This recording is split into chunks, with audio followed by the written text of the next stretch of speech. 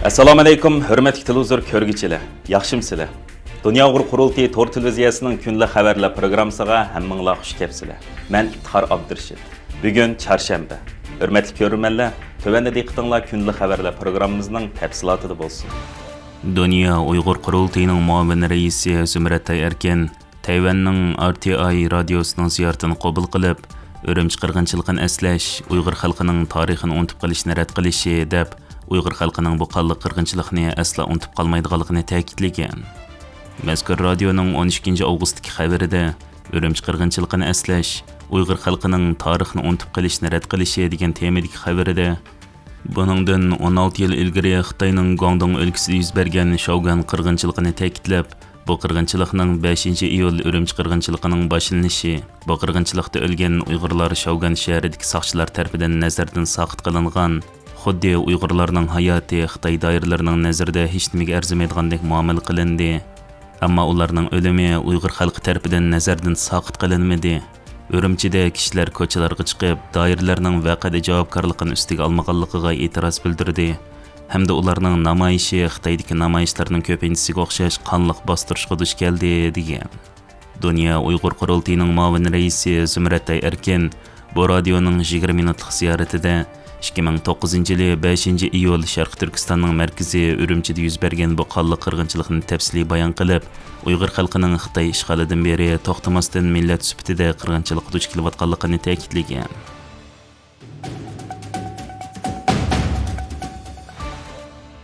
Politico Tori 12 avgust kunidagi xabarida Xitoyning yangi havo ipak yo'lining Sharq Turkistondan Yevropaga 40 dan ortiq yuk tashish liniyasining qatnaydiganligi va yiliga necha ming tonna mal ilib keldiganligini o'ttirib qo'ygan.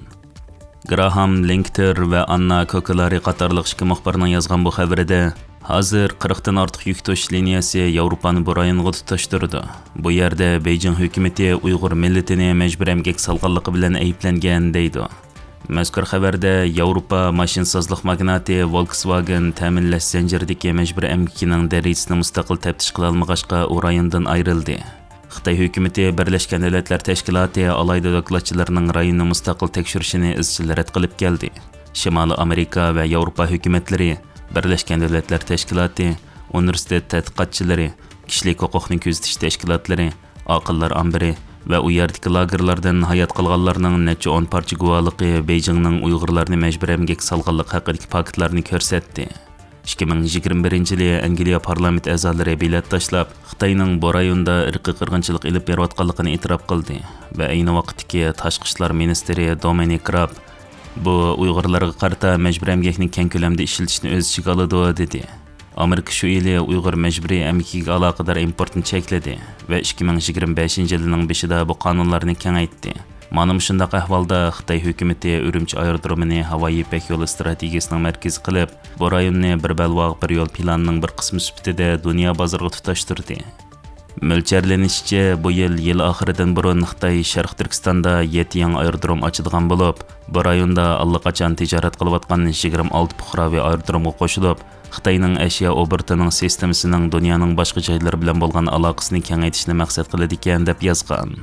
Xabarda yana Angliyaning Yevropa kargo shirkati bu xatarni boshqarishdagi xiristlarga qarata yanada hushyorlikni saqlab turadiganligini, buning Amerika Qo'shma Shtatlarining zamonaviy qulluq qonuniga o'xshash majburiy emgakdan saqlanishni maqsad qilganligini o'ttirib qo'yib, yaqinda Dunyo Uyg'ur qurultiyining Angliya davlatlik jinoiy ishlar organiga sungan muvaffaqiyatli arziga asosan yaqinda o'zlarining savdo odatini yangilaganligini aytganligini yozgan.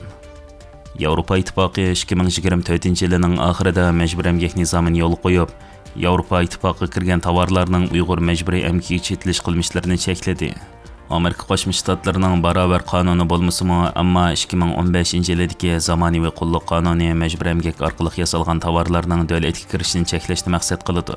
Ammo navbatda bu qonunlarni ijro qilishga to'salg'i, chegarada oz sondagi mollar tekshirilib, ta'minlash zanjirini izqoqlash qiyin bo'lmoqda ekan.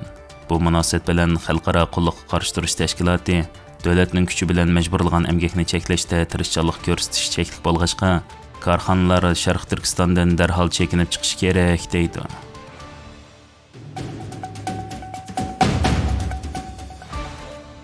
Germaniyaning o'ng partiyasi AfDning sobiq xizmatchisining Xitoyga josuslik qilish haqidagi deyloga sud ochilgan. Yevropa parlamentidagi AFD siyosiyoni Maksimilian Krachning sobiq xizmatchisi Django Xitoyga ishlash va josuslik bilan ayblangan edi. Taftish amaldorining bildirishicha, u Yevropa ittifoqining sezgir hujjatlarini Xitoy amaldorlari bilan o'rtoqlashgan. Sotning birinchi kuni Go'ning advokati uni Krachning ishxonasida tashqi savdo masalasiga ahamiyat beradigan davlatga sodiq xizmatchi deb ta'riflagan.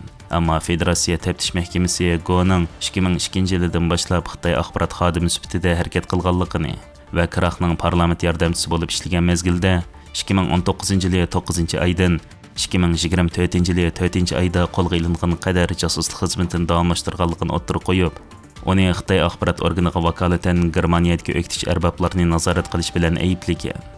Uning yana bir Xitoy sherikini Leipzig aerodromida ashyo obert shirkatida ishlash jarayonida aeroplanlarning uchishi, yuk va yo'lovchilar sonliq ma'lumotlari, bo'libmi qurol ishlab chiqaruvchilar va ularning to'shishiga munosabat uchurlarini Xitoy axborot xodimlariga ta'minlagan deb ayblangan edi.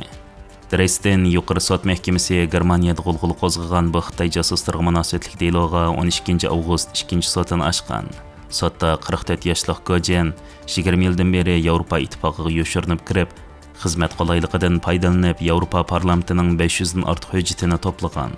Buning ichida oz deganda 11 parcha yuqori darajalik sezgir hujjat bor ekan. U Xitoy kompartiyasiga qarshi qiyofat kirib, boshqalarni nazorat qilish va Germaniya parlament a'zolariga hamroh bo'lib, Xitoyni ziyorat qilish jarayonida pora berish, amaldorlarni tushiritish qatorliq jinoyatlar bilan ayblangan.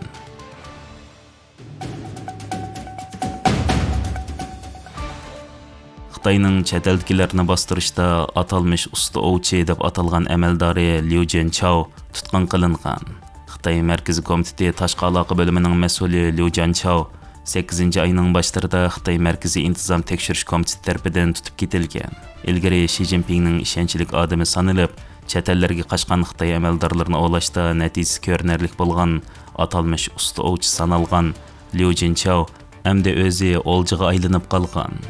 Liu Jianchaoning qanday jinoyat bilan tekshirilayotganligi texi ma'lum emas bo'lib, mutaxassislar yaqinda Xitoy amaldorlar orasida bosh ko'targan Xiga qarshi norozi kayfiyatdagilarni sadoqatsizlik bilan ayblanib, tutqun qilinishga boshlaganligini ta'kidlab, Liu Jianchaoning shu qatorda tutilganligini o'ttirib qo'yishmoqda.